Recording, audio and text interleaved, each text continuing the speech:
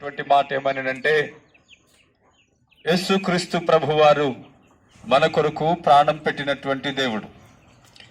ఆయన సర్వ సృష్టిని సృజించి ఆ సర్వ సృష్టిలో ఉన్నటువంటి ప్రతి మానవాన్ని సంతోషముతోనూ ఆనందంతోనూ జీవించాలని ఆశ కలిగినటువంటి యేసు ప్రభువారు ఎదుగో ఆ ప్రజలు కష్టాలలో, బాధలలో, శ్రమలలో, రోగాలతో అనేక విధాల బాధలను అనుభవిస్తూ కృంగిపోతున్నటువంటి తన ప్రజలను జ్ఞాపకము చేసుకుని, ఏ విధము చేతనైనా మనుష్యులు నశించిపోవడం ఇష్టము కాని ఆ దేవాతి దేవుడు ఈ లోకానికి వచ్చి ఎదుగో మనలందరినీ రక్షించడానికి ఆయన ప్రాణం పెట్టినటువంటి గొప్ప దేవుడుగా, త్యాగమూర్తిగా మన మధ్యన యేసు ప్రభు వారు కనబడుతూ ఉన్నారు. అలాంటి త్యాగమూర్తిని జ్ఞాపకము చేసుకుంటూ నీ పాప దోషములను, నీకున్న ప్రతి అవసరాలను, అక్కర్లను తీర్చబడాలి అని అంటే ఈ లోకములో మనము చూస్తూ ఉన్నాం. చాలా మంది మరి ఉన్నటువంటి సమయంలో మనకంతా సంపద ఉన్నప్పుడు అందరూ ప్రేమించేవారే ఉంటారు. కానీ ఏమీ లేనప్పుడు, ఏమీ బలహీనపడి ఉన్నప్పుడు, ఏ పరిస్థితులు మనకు సహకరించినప్పుడు, ఎవరు రాని, ఎవరు చేరలేని, ఎవరు చూడలేనటువంటి పరిస్థితులు మనం ఈ లోకములో చాలా మందిని చూస్తా ఉన్నాం. అయ్యో ఇదిగో నాకు సహాయం చేసేవారు లేరా అని ఇదిగో ఆర్తనాదాలు వినబడుతూ ఉన్నాయి. అలాంటి పరిస్థితులలో నీ కన్నవారే, నీ తోబుట్టులే, నీ రక్త సంబంధులని నీకు సహాయముగా లేనటువంటి పరిస్థితులలో ఈ రాత్రి మీకు ఒక పరిచయస్తుని, ఒక సహాయకుడును ఈ మధ్యాహ్న కాల సమయంలో మీకు తెలియజేస్తున్నాను.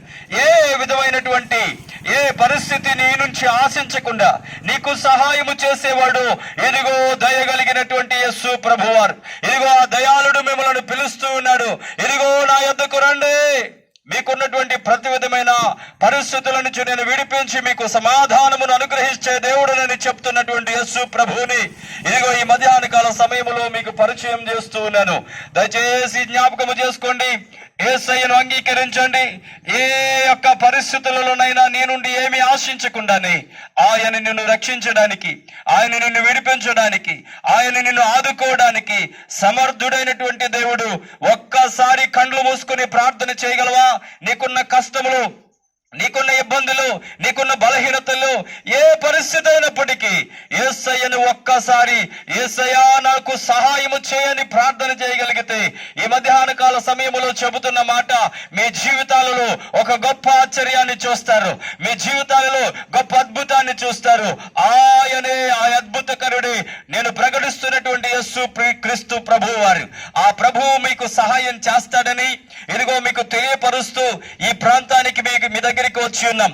ఎవరైతే యేసయ్య సహాయం కావాలని, ఎవరైతే బాధలో ఉండి, ఇబ్బందులో ఉండి, అయ్యా మాకు సహాయం లేదే, మాకెవరు కనికరించేవారు లేరు, ఆదుకునేవారు లేరని బాధపడుతున్నారు, అలాంటి వారికి యేసు ప్రభు ఉన్నారు. మీరేమీ బాధపడనవసరం లేదు, మీరేమీ ఇబ్బంది పడనవసరం లేదు, మీరేమీ కృంగిపోనవసరం లేదు.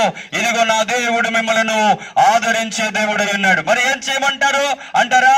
ఇదిగో మీ గదిలోనికి వెళ్ళండి, మోకరించండి, యేసయ్యా నాకు సహాయము చేయండి అని మీరు చిన్న ప్రార్థన చేస్తే ఇదిగో నా ప్రభు నీ దగ్గరికి వస్తాడు, నా ప్రభు నిన్ను దర్శిస్తాడు, నా ప్రభు నిన్ను ఆదరిస్తాడు. అలాంటి కృపతో మన మధ్యలోనికి యేసు ప్రభు వారు సంచరించే దేవుడిగా, సజీవుడిగా, నిత్యము యుగయుగములు మనతో ఉండే దేవునిగా ఉన్నారు. అలాంటి ప్రభువుని మీరు ఆరాధించగలిగితే, అలాంటి ప్రభువుని మీరు వెంబడించగలిగితే మీ పరిస్థితులు, మీ జీవితాలు మారుతాయని ఈ మధ్యాహ్న కాల సమయంలో తెలియచేస్తూ ఆ ప్రభువుని మీరందరూ నమ్మండి, ఆ యేసయ్యను మీరందరూ వెంబడించండి, దైవ దీవెనలు పొందుకోనండి. ఈ మాటలు దేవుడు మీ వెనుకడిలో దీవించును గాక. ఆమేన్.